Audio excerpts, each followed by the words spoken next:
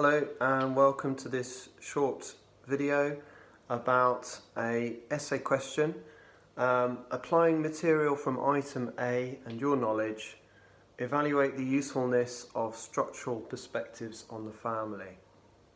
So I'm going to take you through some of the key perspectives and how we can evaluate them. So I've just read a really good essay by one of my students, and it's got a good structure because it has an introduction where she says there are a variety of different views about the usefulness of structuralist perspectives. These include functionalism, feminism, Marxism and the personal life perspective. And I would probably add to that postmodernist perspective. I think at that stage when we delivered the content we hadn't gone over postmodernism, so that's why it's not included in this essay, which is understandable. I would include postmodernism here as well because it's very useful to contrast and criticise the structuralist perspectives. Despite disagreements, so this is how the essay continues, despite disagreements, these structural perspectives share certain similarities as mentioned in item A. That's a really good point because it's referring to the item, and that's a good way of using the item. For example, they see the family as a structure, which means they perform certain roles and functions in order for the family to run smoothly. Yeah, I would probably reword that slightly. I think that's a good point, but I think what we're getting at there is actually the family is an institution, which means it performs certain roles and functions in order for the family to run smoothly. And I would probably reword that to say for society to run smoothly as well. So to just say that again, for example, they see the family as a key social institution, which means family performs certain roles and functions in order for society to run smoothly. And I'd probably add the point to show my understanding of the kind of disagreement as well as the similarities between the structuralist perspectives. So you could then add a sentence saying, however, structuralist perspectives disagree over the nature of the functions of the family as an institution. For example, functionalists see it as beneficial for the whole of society, Marxists see it as benefiting only the rich, and feminists see it as an institution which benefits only men. That's a very brief sentence but sums up the structure of the essay in terms of the structuralist perspectives knowledge. And then you could also add another sentence to reflect your critical and evaluative contrasting views that you could include in the evaluation. So you could add a sentence like this. However, structuralist perspectives have been criticised. For example, personal life perspective and postmodernists would present contrasting views to structuralist perspectives on the family. Again, it's a brief sentence, but it would help me to lay out the structure of my essay so that I know clearly I'm going to be presenting key knowledge and key evaluative points. So let's look at the first paragraph after the introductory paragraph, okay? So we're going to put functionalism, and the essay we've got here, functionists view the family as a particular institution. Functionists regard society as a system made up of different parts that depend on each other.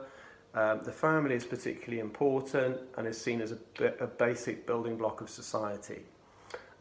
George Murdoch argues the family performs four essential functions, and it explains the functions: satisfaction of the sex drive, economic function, stable supply of food and shelter and security. You've also got the educational role, which is socialisation of the individual children in the family by the parents, and you've got reproduction, so reproduction of the next generation of workers. And then it says this can be useful to some perspectives because it shows what may need to happen for society's needs to be met. However, some may argue and doubt that these are the important functions which need to be met, as other institutions could perform these equally well. So at this stage it would be useful to be very specific about what perspectives we're going to use to contrast the functionalists, to criticise them, to say that other institutions could perform these functions equally well. So we could, for example, refer to the postmodernist perspective.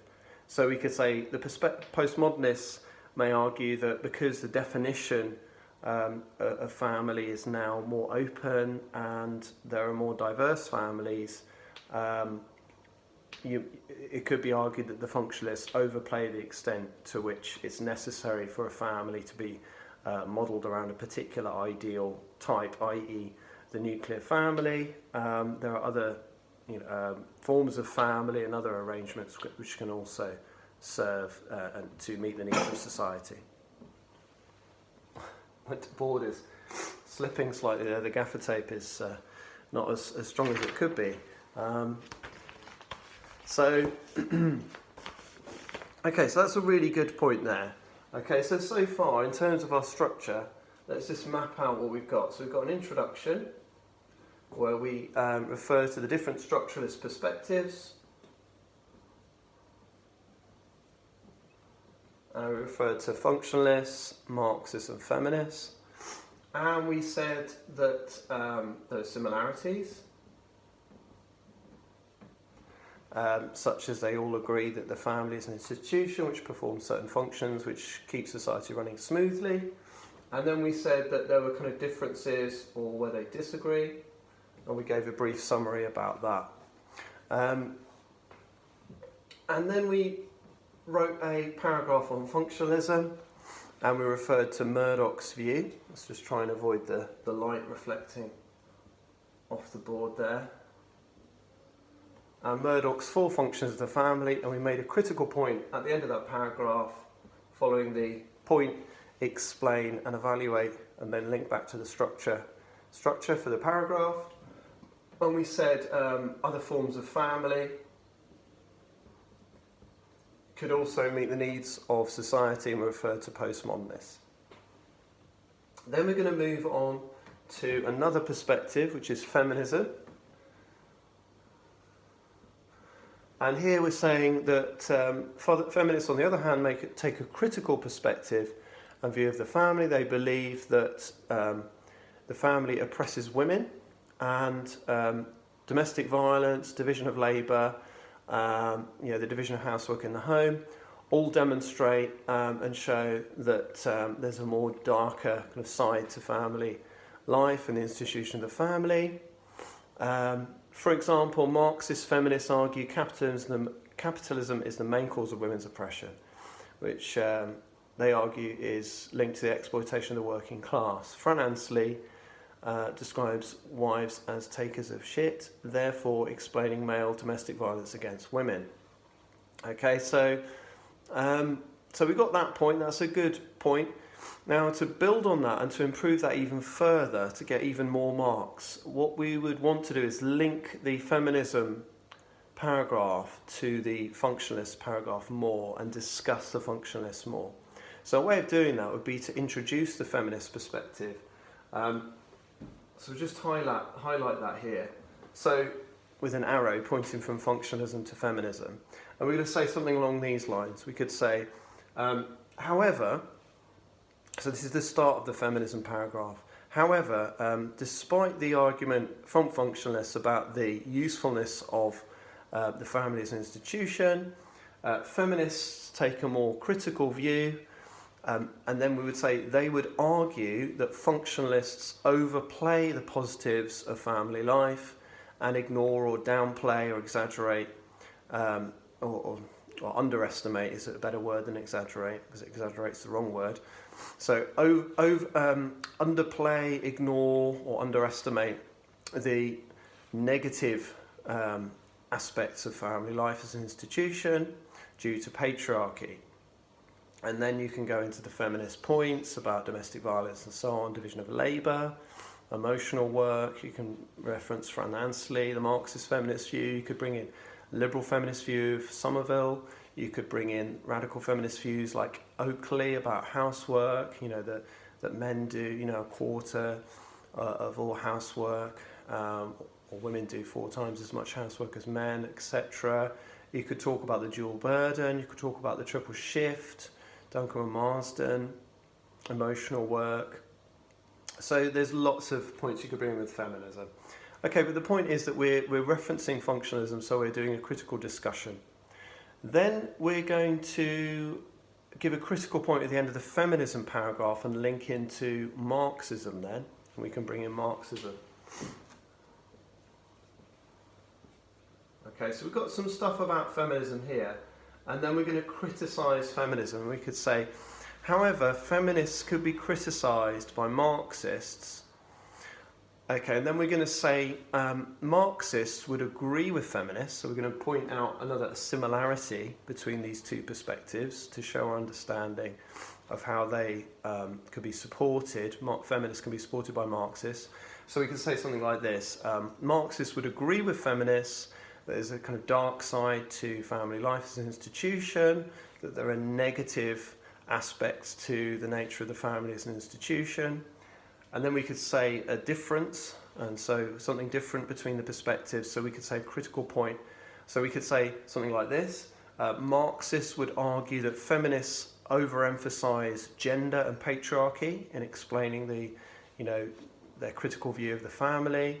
Marxists would argue that this feminist view downplays the economic aspects of the family as an institution. In other words, Marxists argue that the family as an institution is shaped by the wider economic system of capitalism, in that the family plays a role in helping to create a new workforce for capitalism, helping to socialise children into being submissive and obedient and passive workers in the capitalist workplace.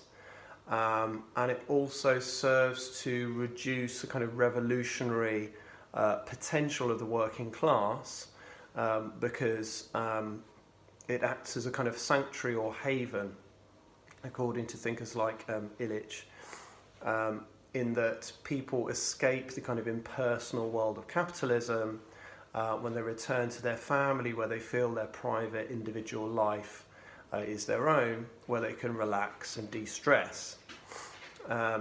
According to Marxists, this seems like a positive side to family life, but ultimately it prevents the working class from realising that they are being exploited and therefore achieving what Marxists call class consciousness, where they realise the true nature of the exploited position of the working class. So that's the kind of feminism is being criticised by Marxism for overplaying gender and not foregrounding economic factors enough. So there's still structuralist perspectives, okay? And again, we've got to be careful with timing, that we don't go into the structuralist perspectives and leave no time for evaluation with other substantive discussion of alternative perspectives, okay? Because that's what we can do with personal life perspective and postmodernism. Okay, so we've got Marxism, and we can then do a criticism of Marxist views. Again, I've mentioned Illich, but I could have brought in Zaretsky, I could have brought in Marx and Engels, patrilineal primogeniture. Okay, let's just write that down.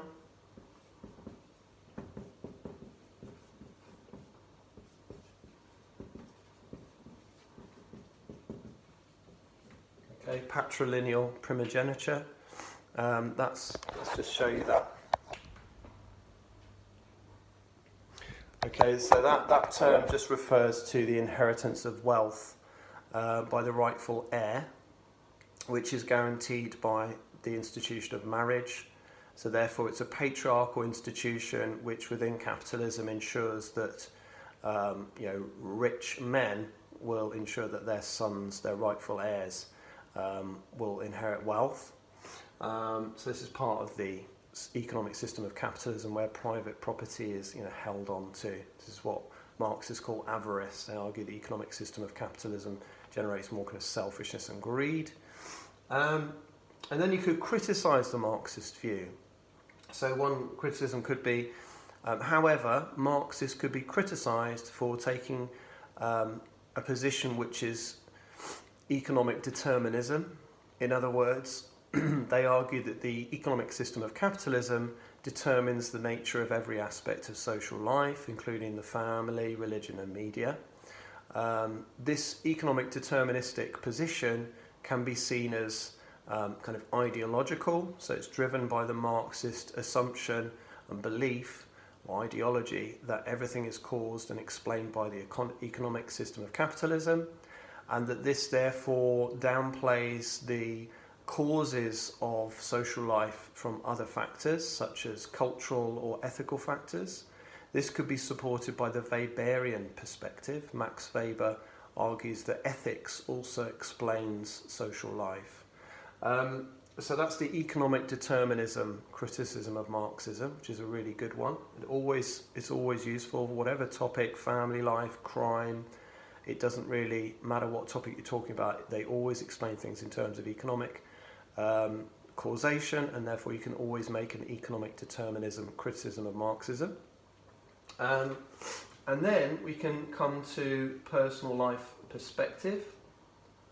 Okay, so we can argue, however, another view of family life which contrasts with structuralist perspectives is the personal life perspective. This argues that what is important about family life is the meanings that people are guided by in their individual day-to-day lives, which shape family life.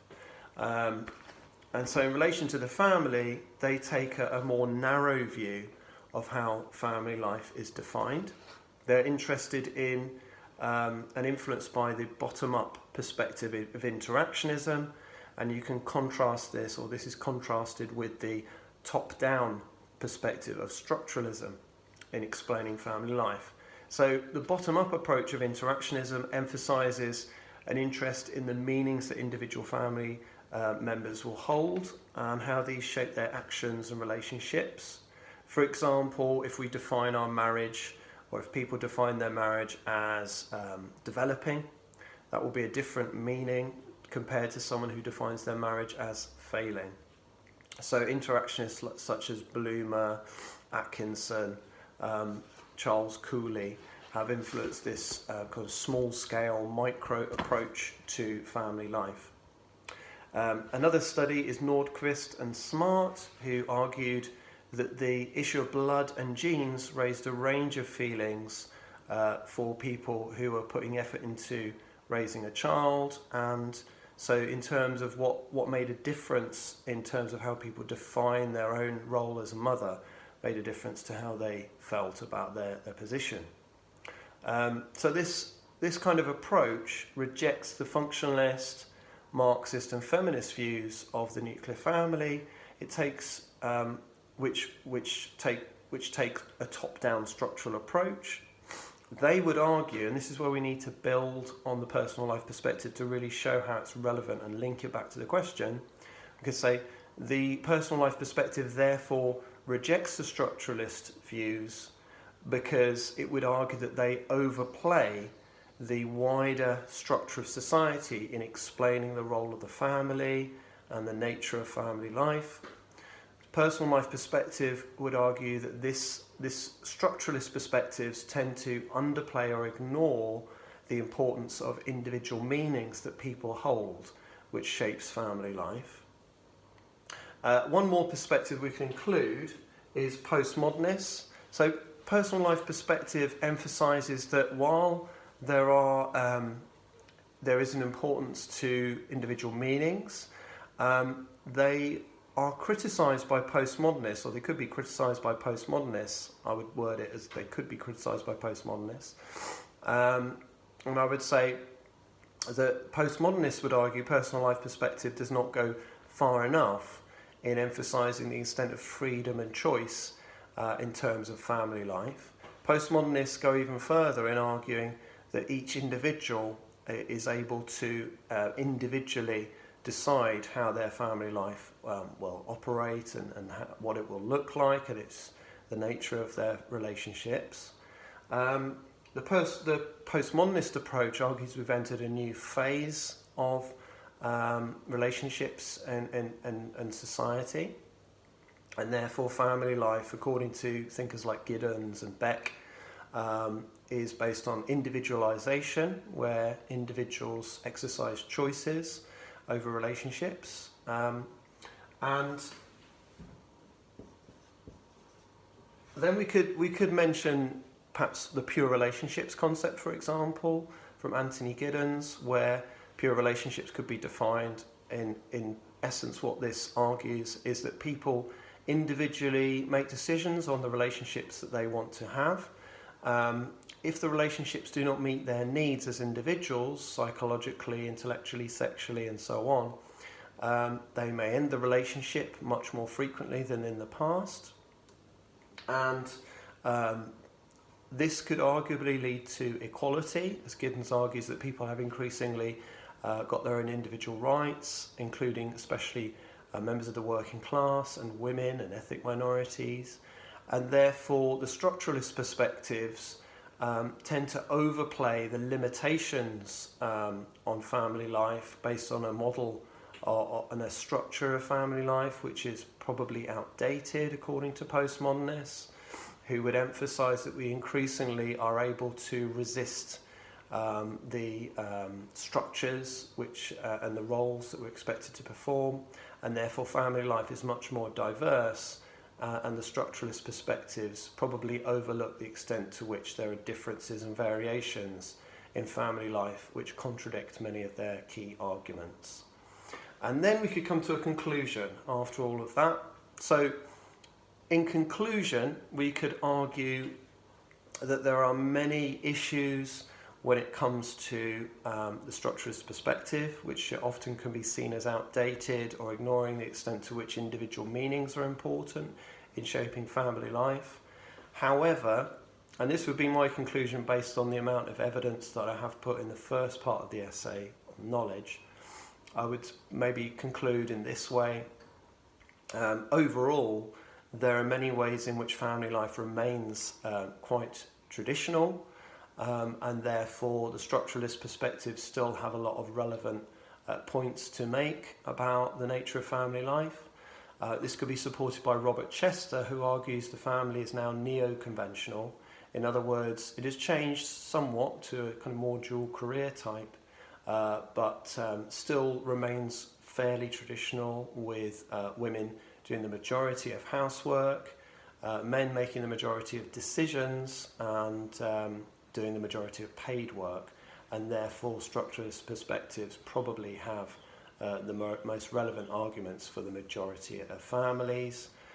This is also supported by the evidence that the majority of people aspire to live in nuclear families, according to surveys like the British Social Attitudes Survey. So I hope this video has been useful to you. If you have any questions, please send me an email.